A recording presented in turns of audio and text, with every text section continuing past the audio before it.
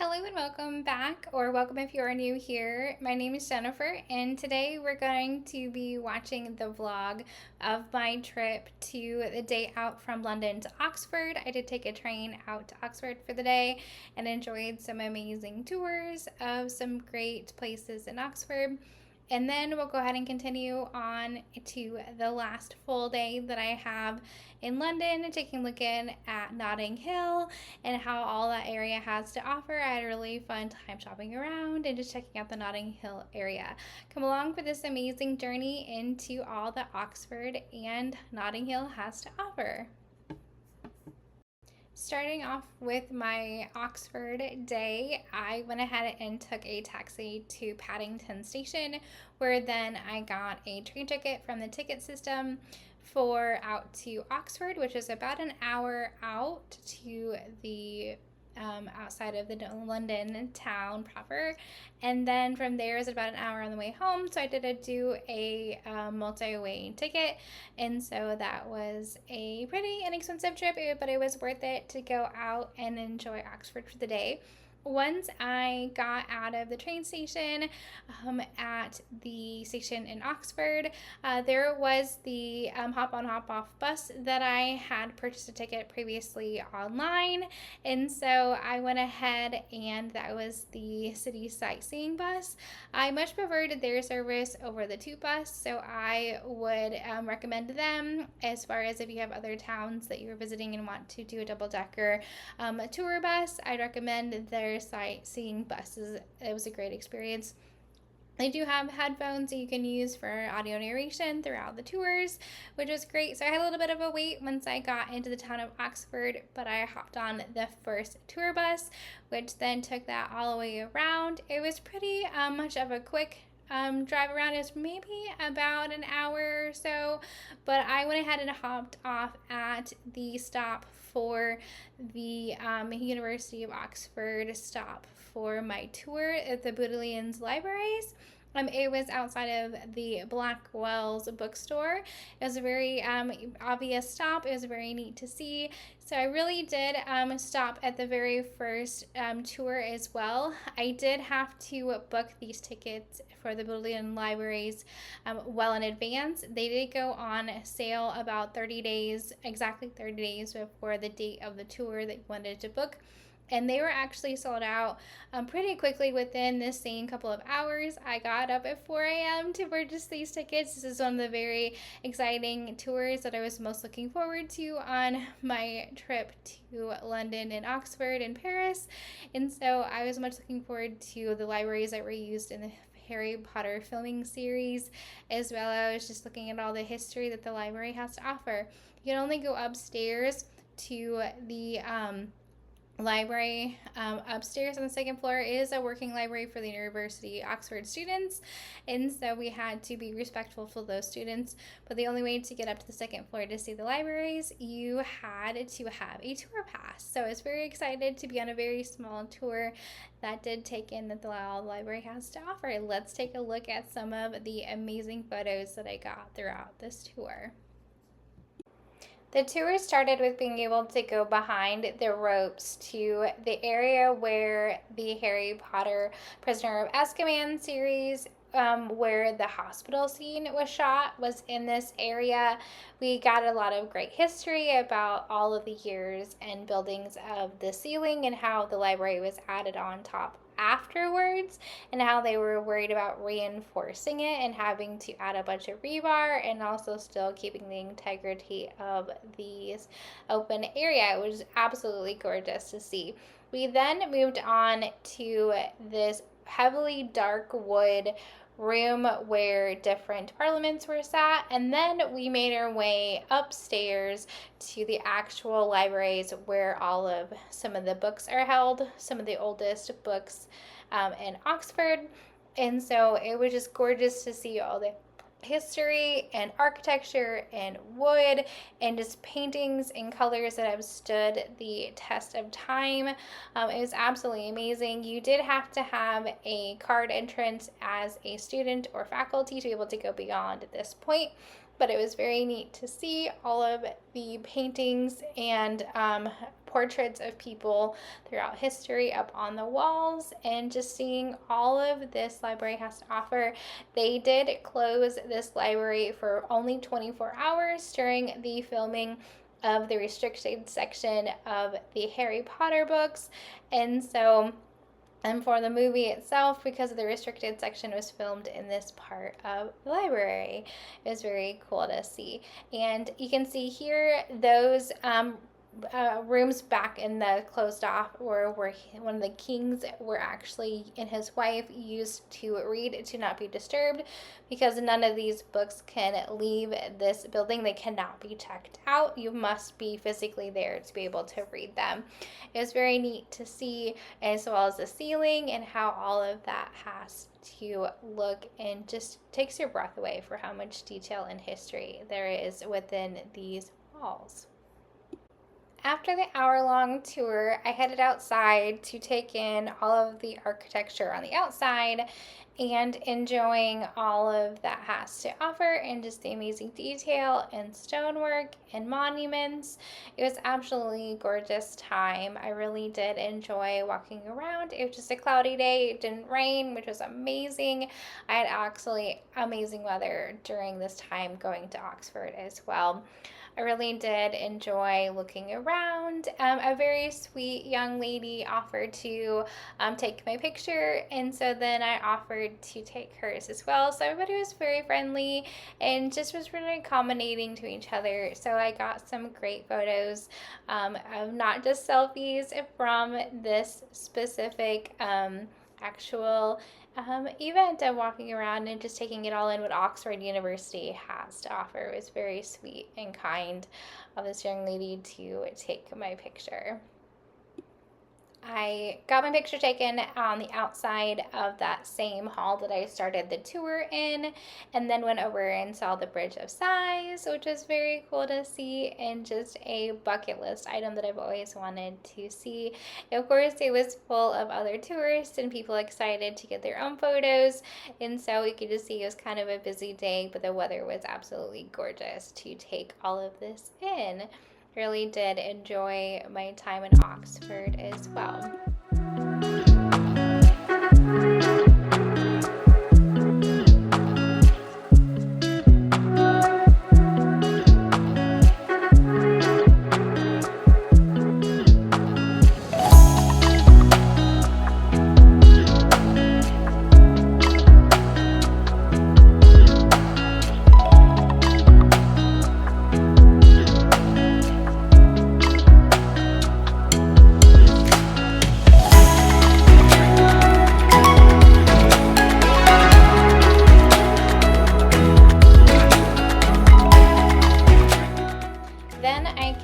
The hop on hop off bus tour and got dropped off at Christ Church to see if I could get an admission ticket into viewing the church as well as the college grounds, including the stairs where Harry Potter was sorted into his house, as long as Ron and Hermione.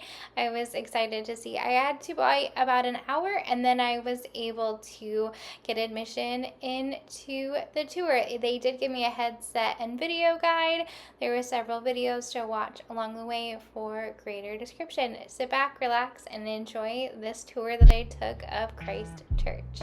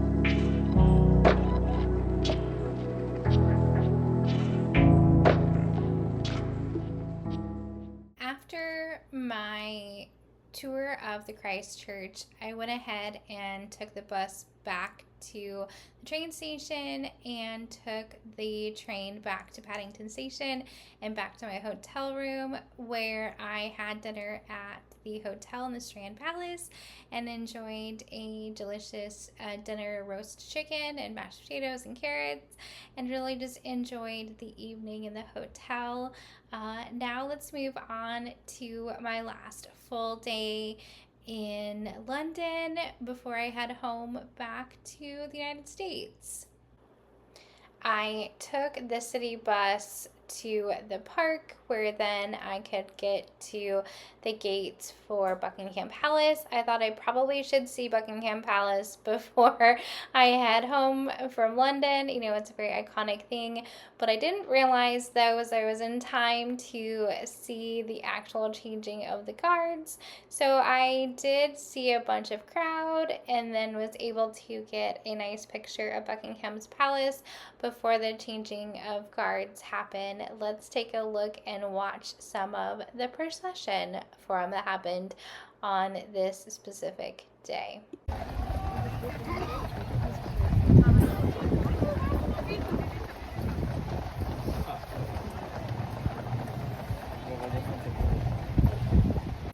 After the changing of the guards, I took a city bus up to the Notting Hill district and found the Notting Hill bookshop and really enjoyed my time checking out that bookstore, and then found a Daunt Books in Notting Hill as well.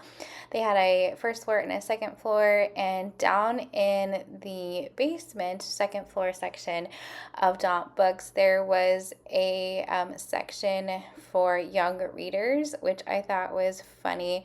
It's just a different name than you typically see in the United States for young readers. I enjoyed going to a protein smoothie place for lunch, just a quick stop, and then could drink on the way of the shopping. I enjoyed checking out different, just the architecture in Notting Hill, all of the fun colors and flower shops on the corner. I then came across a street market, which I was very happy. It was a Thursday, so I was surprised to see this market, but I could have spent days looking around all of the different booths and shopping. It was just so fun. I did finally get to a thrift store, a couple different ones in the town of Notting Hill. If I did ever go back to London, I think I would stay in the Notting Hill area. I much appreciated and loved this area, even though it's a little outside of the central London. I much preferred the atmosphere and options here in Notting Hill. Thank you for taking the time to enjoy my day in Oxford and my last full day in London. What an exciting adventure it really was, seeing the Buckingham Palace and checking out famous bookstores in Notting Hill, as well as seeing Oxford, a major university town with so many different colleges and universities, which is so much fun. I really did enjoy these last 2 days in London. The final day, I want to have to say my highlight was probably getting to Notting Hill. I really enjoyed that area of London, as well as my day in Oxford. I really loved the tours. Probably the Bodleian Libraries was my top favorite tour. I did like the hop on, hop off bus though. I did go up on the second floor and rode around and just took all the sights and sounds, and I just had a very wonderful time on this 2-week trip. It went so fast, but it just did so much. I really loved all of this. It was so much fun. Thank you for coming along with me on this journey. The next day on Friday, I went ahead and headed home. It was a very, very long day traveling from the London Heathrow Airport to Atlanta, Georgia, the Atlanta airport, and then taking another flight home from there to Omaha, Nebraska. So it was a very long travel day, but I did get home about 9:30 p.m. the following day. So it was a lot, the time change and everything, but I did time it right. I would recommend the flight out there. I got in about 1:30 p.m. And so then I just stayed up till about 7:30 p.m. as long as I could last it. And then I had no jet lag when I got there. But then now that I got home at 9:30 p.m., I was able to do some things, get home, and then go to bed probably about 10:30, which then I didn't have any jet lag when I came home. So that was very pleasantly surprised. I did have a great, wonderful visit. I think I would go back again. You always learn what you don't and don't like, and then you actually get the ones that we want to see additionally. So if I would do it again, I'd go and stay in probably the Notting Hill area in London for a few days, but then I'd spend more time in Paris and just checking out all of the shopping has to offer in Paris, and also a lot more museums. I didn't get to the V&A Museum, the Victoria and Albert Museum in London. I'd much rather see that now. Just different areas. I just ran out of time. Of course, you can't do everything in 2 weeks, but it was still a wonderful time. Thank you for coming along with me on this. Now I'm going to go ahead and share some pictures from my souvenirs that I got. I didn't get a whole lot. I got a bunch of bookmarks and postcards and a few different things. And so I will share some photos of that now here, but thank you for watching. Bye.